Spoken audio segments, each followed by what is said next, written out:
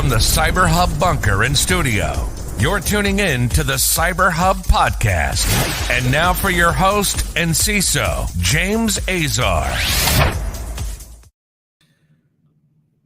What is going on, security gang? Good morning, Wednesday, May 18th, 2022. I'm live. I'm in person. This is not pre-recorded. You know how you know? Because I'm saying good morning to Mr. Scott Merrifield. Good morning to you, good sir. Good morning to Chris. Good morning to Brent, Contel, and Ken. How are you guys doing? Wonderful hump day of the week, midway point through this week. A lot going on as usual, right? There's like not a lame day pretty much in security. A lot of things going on. Some of them are more headline grabbing, right? And sexy, but a lot of them are small little things, but it's the small little things that always lead to big security challenges within our practice. And so we'll be talking about those today. So first of all, good morning. Thank you all for tuning in. Glad to be here. Hope my audio is better today. We were double checking that earlier, and I know we were good to go yesterday. We had a little technical issue with our audio, and I apologize for the quality of the show yesterday. So with that being said, before we get started talking about the latest things in security, my beautiful, amazing, very just delicious, nutritious, energizing double espresso. What are you drinking this morning? Put it in the comments and let me know what your favorite drink is. Coffee cup cheers. All right. Let's get into our first story where Nvidia has actually patched a code execution vulnerability in their graphics drivers. So a lot of our teams, a lot of our very advanced teams within our org use the Nvidia graphics drivers for a whole slew of things. There's been two significant CVEs, both with a CVSS score of 8.5, CVE 2022-28181 and 28182, which could lead to code execution, denial of service, escalation of privileges, information disclosure, and data tampering. According to Nvidia, both could be exploited by an unauthenticated attacker on the network or an out-of-bounds right through a specially crafted shader. Both of those have now been patched, and Nvidia is urging everyone to get to those patches on their drivers done. That's something you want to prioritize this morning, especially if you rely on those Nvidia graphic drivers within some of your more critical business units. Over 380,000 Kubernetes API servers have been exposed to the internet. The Shadow Server Foundation has started scanning the internet for Kubernetes API servers and found roughly 380,000 of them that allow some form of access. They were conducting daily scans of the IPv4 space on ports 443 and 6443, looking for IP addresses that respond with an HTTP 200 status, which indicates that the request has succeeded. Of the more than 450 Kubernetes API instances identified, 381,645 responded with the 200 and we live in a world of APIs, right? I mean, that's just the reality of our tech stack nowadays. Everything is so API intertwined and interconnected, and it's really an easier mean for commerce from a technology perspective. And so these news are not very encouraging ones.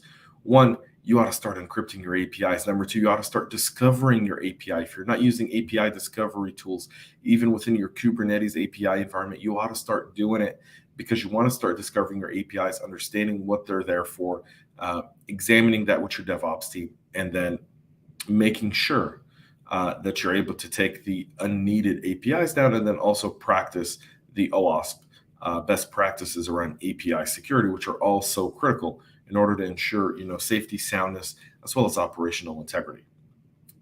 Cybersecurity agencies have revealed the top initial access attack vectors. This story really hit home today. A joint advisory issued by multiple national cybersecurity authorities today revealed the top 10 attack vectors that have been most exploited by threat actors for breaching networks.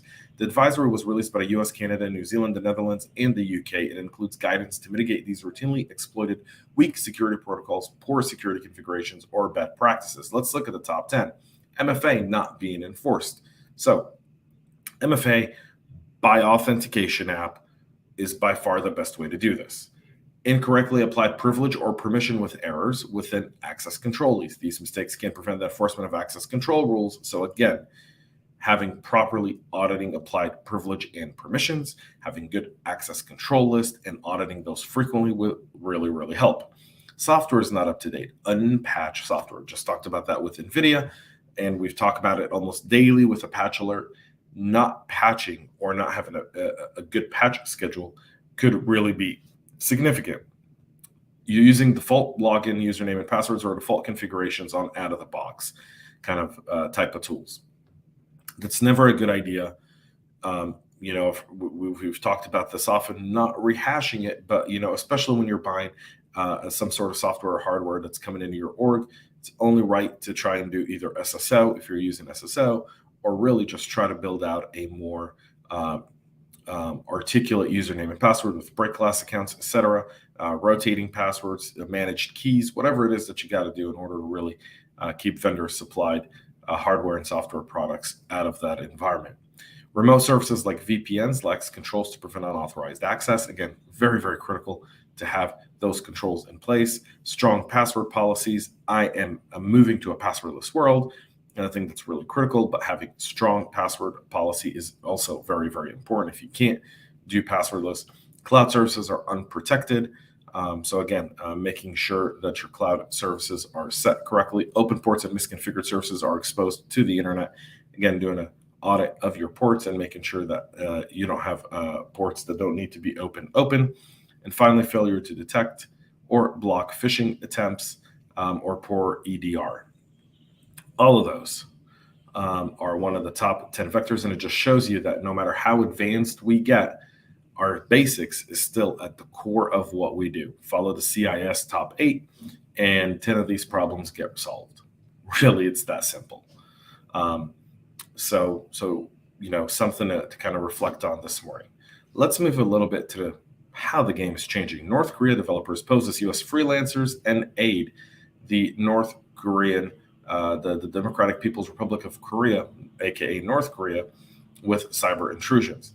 Many of them are highly skilled IT workers and are working on many freelance websites, but in fact, they are plans by the North Koreans, aka the Chinese, and they're really passing on information in order for them to be able to take advantage of those companies from a cybersecurity perspective, including web and mobile gaming apps, graphic animation, gambling programs, AI, virtual and augmented reality, facial and biometric recognition, database development, and management. To obfuscate their identities and pass as an individual from non-sanctioned countries, a lot of them change their name, use VPNs or IP addresses from other regions, but they are all affiliated with the DPR. Okay, and so your use of freelancers is definitely something to keep in mind. Some of the red flags that are indicative of these North Korean IT workers include login from the same account from different IP addresses in a short time, multiple developers logging in from the same IP address, technical clues indicating the use of a remote desktop sharing software or VPN connection, frequent use of template documents, accounts receiving positive ratings from one client with similar documentation for setting up developer accounts, and frequent money transfers, particularly to banks in China. And as you can tell, China is really the mastermind behind this. That's how they keep the North Koreans at bay and loyal. And finally, Conti claims it has insiders in the Costa Rican government, and the besieged Costa Rican government, still being held hostage by the Conti ransomware gang, says that they have insiders working towards compromising other systems in order to increase their access. They've already said that they want to overthrow the government if they have to.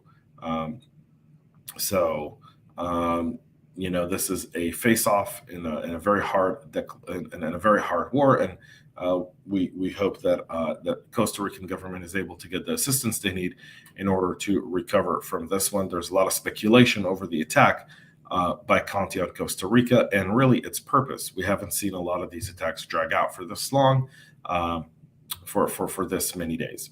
Folks, that's it for our show today. We'll be back with a lot more to wrap up this week. Until then, I hope you have a great rest of your day, and most importantly, practice safety and be cyber safe.